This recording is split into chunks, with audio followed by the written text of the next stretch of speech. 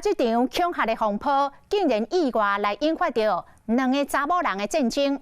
民进党的前立委谢欣雅来呛这个王宏维，讲互乌道来恐吓，查这个电话为倒位卡来的，都会知影犯案的是假咯。谢欣雅质疑这敲电话，就是国民党因家己的人事。谢欣雅来呛讲，既然是家己人，为什么搁要报案？根本就是自导自演。国民党的议员徐卡心跳出来甲口说，讲即摆警方已经抓到人咯，讲人自导自演，迄个吼是毋是爱出来道歉咧？对王宏维来讲破案咯，加正轻松，一透早到中山区的路口拜票，未少民众经过拢甲热手致意。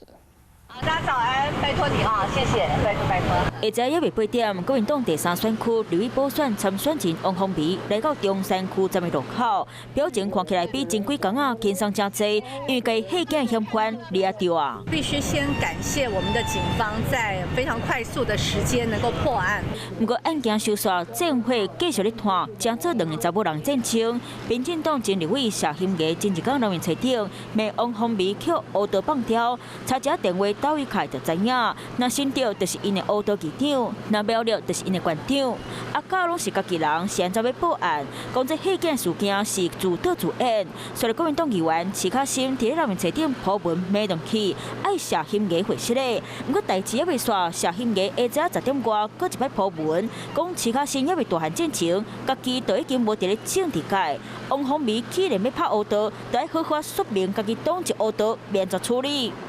在我們的選舉裡面，我希望能夠降低社會的對立，無謂的政治口水，我大概就不做回應。明年選舉剛剩上尾1個月，王宏維除了家己拼勢，嘛要爭取在地支持。針對王世堅要求伊留落來好好監督市府，伊講家己有更加憤慨目標。他在議會好好的去監督蔣萬安。